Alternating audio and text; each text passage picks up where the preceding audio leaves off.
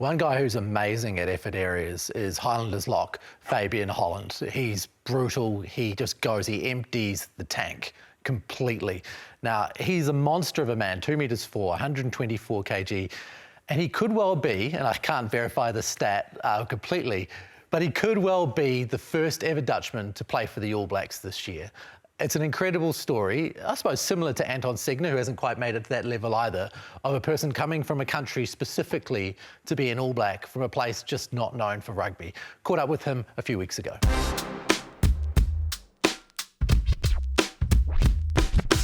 You were a young kid in the Netherlands who liked watching rugby on YouTube, and it grew from there.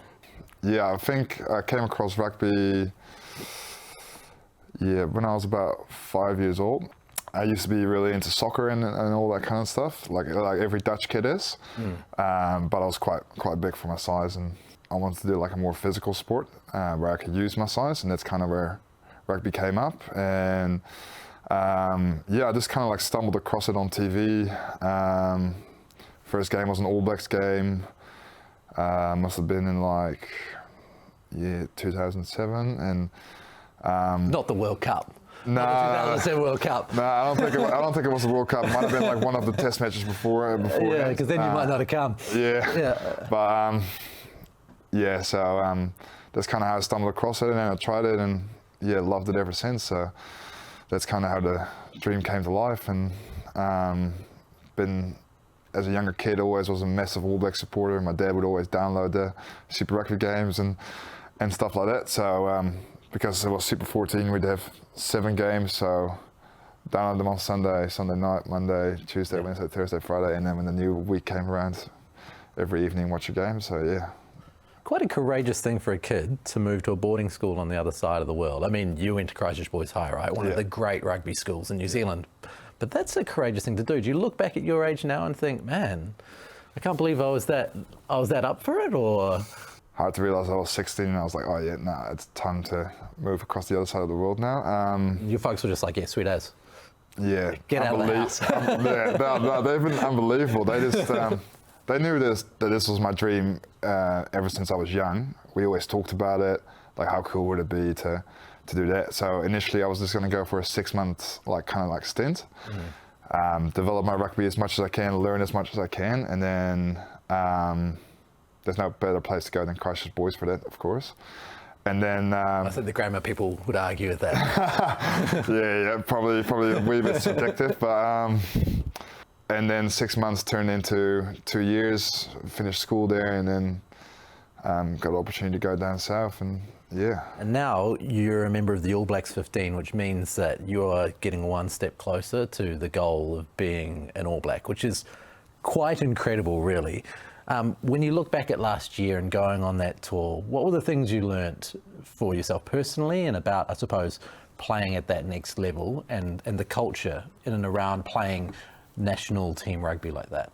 I think international footy, or whenever you wear a black jersey, there's a lot more pressure.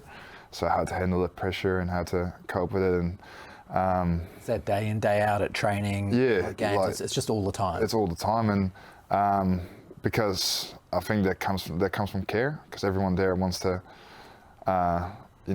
leave the jersey in a better place than when they first got it. Playing against Munster, what was that like? It's an incredible stadium. Oh yeah, never seen an atmosphere like that ever, and I've seen a lot of games, and it was quite the occasion. Like the Munster, I guess the people living in Limerick, the Munster supporters are incredible supporters.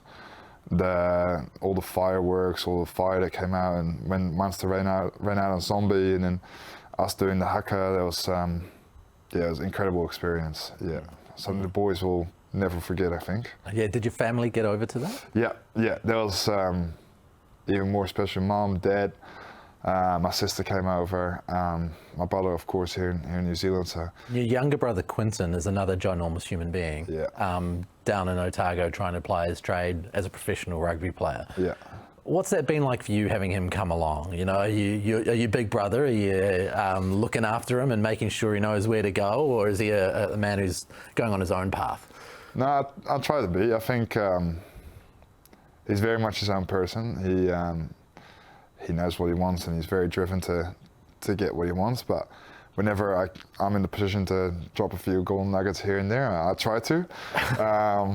But yeah, us Dutchies are quite stubborn, so we tend to kind of do our own thing. But we've always been best mates. We always played a footy ball around the backyard and stuff. Even in the Netherlands, rain, hail, sunshine, didn't matter.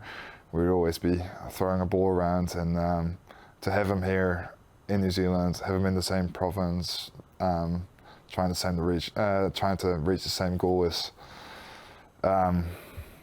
that's for me, pretty special. Your parents must be like, well, why don't we just move to Dunedin as well? There've been a few headaches over that. Yeah, both my parents are pretty keen. They've gone over a few times, and both of them love New Zealand, love the people, just kind of like love the culture. Like everyone is so nice here, very caring. The cheese isn't as good. No, the cheese isn't as good. My time in Amsterdam, the cheese isn't as good. Yeah, the Gouda, the Dutch Gouda. I don't think any cheese beats that one. So they might have, if they come over, they might have to say goodbye to the Dutch Gouda. But I think that's a small sacrifice that they're willing to pay. So yeah. Speaking of sacrifices, Jamie Joseph is back at the Highlanders, and that generally means a pre-season and a half. What's that look like? It's pretty tough. That's pretty tough, but I think that's what we need. I think for us to turn another page and do well this season, there needed some things to change within the environment, with our training, with us as players. So it's tough, but it's pretty exciting for signs to come for what's ahead. So it was 6 wins, 8 losses last year. What are the things that you see need to change to take that up to 8 wins, to 10 wins, to 12 wins, whatever it might be? Playing that Highlanders brand footy where we're trying to keep the ball alive, trying to pull trigger on whatever we can.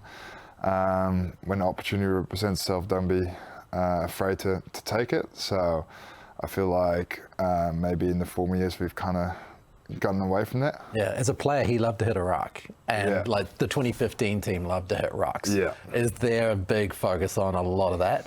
Yeah, there's a bit of contact in training. Yeah, there's been a few tough drills to test our ruck cleans and tackles and stuff. So. Yeah, there's some bruises there. Yeah, a few dojo sessions and whatnot. So, yeah. How'd you go in a dojo session? There's a lot of limb, you know. The smaller guys sometimes are better wrestlers. How do you go? Pretty good. It's more, like you said, the small nuggety wee guys like your Jack Taylors are pretty good and stuff like that. And you're getting your detail under a massive amount of stress on your body. Yeah, they're pretty tough. What about for you personally? Obviously, I mean, the All Blacks 15 was a big step up. It shows that you're in the picture. What has been said to you, one by either the All Blacks coaching staff or Clayton McMillan or Jamie Joseph, about what the next parts are for you to add to your game to reach that top level? That's a good question, actually. It's getting myself more involved in the game, on attack and on defense, back myself a bit more. Yeah, I always think I'll just keep going until the wheels fall off. That's kind of my mindset. So just keep doing that and going over that trajectory. And Jake and even Clayton and Lopper was the forwards coach, but like Mutt and the All Blacks environment, they've been awesome just around organising lineouts, how to see different pictures, how to react, kind of thing. Next level of like how to manage a lineout, how to manage set piece, and when we come onto high pressure moments, to get a line-out clinically functioning well. So, as you're saying, a team of 22-year-olds, and with you being now an All Blacks 15 player, I'm presuming that seniority means that you're going to have to step up and take a few more of those calls and be involved in that. Is that something that's happening for you this year at the Highlanders? I'm just prepared to know what I'm doing, and I've already been to that situation in my head 1,000 times, or at training 1,000 times, that when that situation happens in the game, that I can just execute it with no problems, and we can just move on to the next situation. Hey, last question for you. There's a World Cup final coming up in a few months. The selectors have come to you and said you're allowed to select 3 people. You're allowed to select a current player, a former player, and a coach who you can take along in that squad to go to a World Cup. Who would you want? Gonna have to go with Artie. Yeah, he is. He's pretty switched on, as you might know. Pretty good player. Have you had a couple of run-ins? Have you had to tackle him a couple of times? Yep.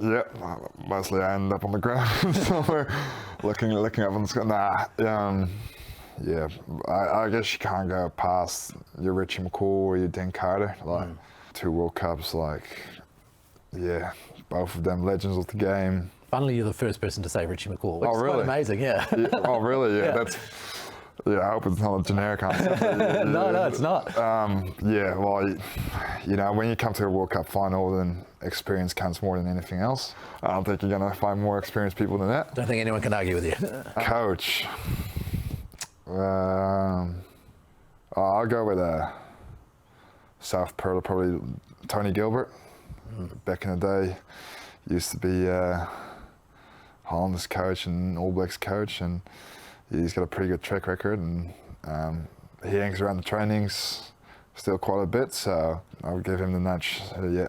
It brings some knowledge to the table. Thank you very much, mate. Appreciate your time. Yeah, thanks, mate. Appreciate it. Thanks for having me.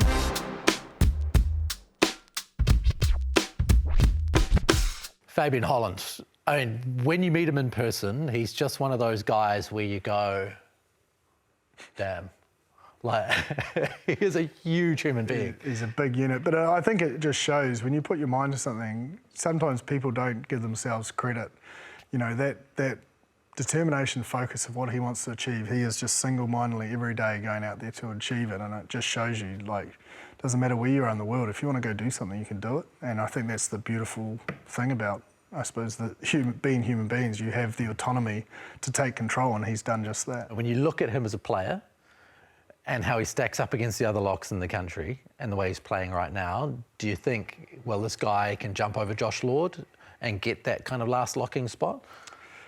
Where it's hard is every other player's got runs on the balls at international level, so it's just when he gets his opportunity, if he can play like he does currently at Super Rugby level, and by all accounts, the way he trained and what he delivered in the All Blacks environment was second to none. So you'd have to think, the only way I can answer that decision is currency of performance, and at the moment those guys have got, like, there is a step up and they've got the currency.